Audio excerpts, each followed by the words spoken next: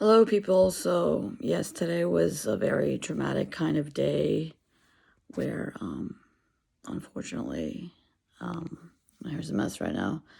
I was in the parking lot of CVS, which is across from mall and a restaurant, where this person who works with the owner of the restaurant doing his architecture and repairs and stuff, and who has seen me many times there.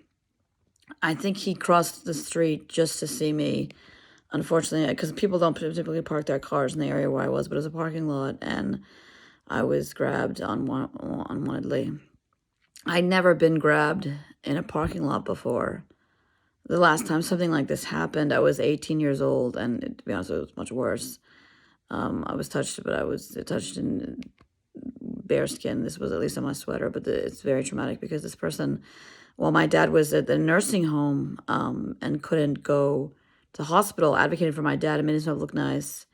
And so he just basically saw me and said, "How would you do?" And then he went like this, and then like this. And I'm like, "Do you not see?" And I think he wasn't going to do it in front of people. That's why he came in front of the parking lot and did it. Anyway, I am relating this back to the whole thing about Joe Ramsey because you say I'm not a real person on the page, and that's why nobody should come to me for counseling. Situations like this or worse than this or similar to this. I don't agree. I am a real person, obviously. And Nicole Sullivan, what did you say? Nicole Sullivan, you believe you said that Joe Ramsey put his hand on your lower back. First of all, you said that he came out of a room after raping someone. That's how you know he raped someone. You never mentioned that he touched you. Now you're saying that he touched you. Put your hand on the lower back. So this was my experience with Joe Ramsey. So we were taking a photograph together the first day I was tabling.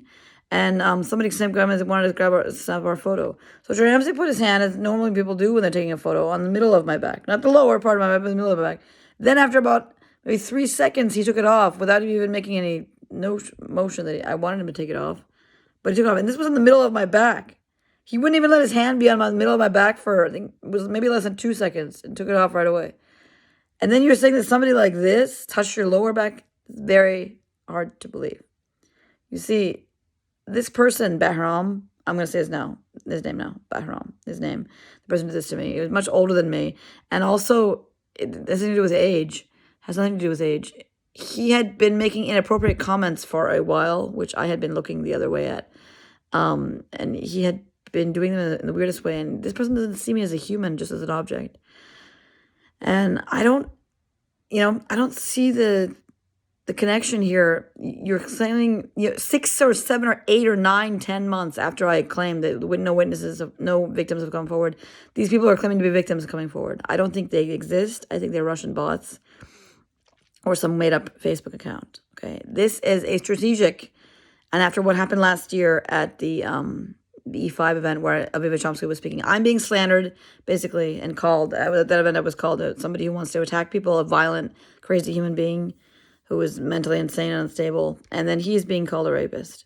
And this is not a coincidence because both of us were activists who were advocating for UMass to be a sanctuary, advocating for the students at UMass to unite against the Muslim ban, and basically opposing the status quo. So I'm dealing with my own slander, not internet cyberbullying, but I'm dealing with awful things that UMass has done to me and how they hit me and then blame me for it. And I also had to deal with, I just broke the news to my mother today on the phone that this happened to me.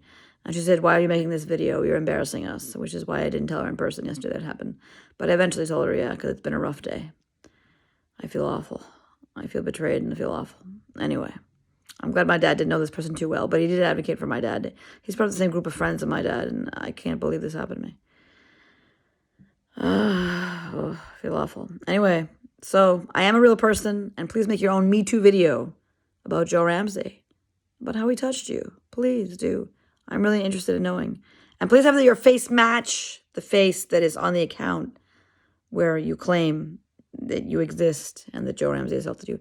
This is all a ploy to box Joe Ramsey in and keep him out of activism and to weaken the left. I swear to you, the International Socialist Organization, the American branch, there was a false accusation of rape, and that's why the whole thing dismantled. This man is not a rapist, and I feel awful. Joe Ramsey is not a rapist, but I feel awful today.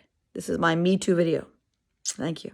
Joe Ramsey, by the way, is a professor of English at University of Massachusetts Boston. When his name, Joe Ramsey and UMass Boston are Googled, the third thing that comes up is the most atrocious, that he's a sexual predator, which he's not.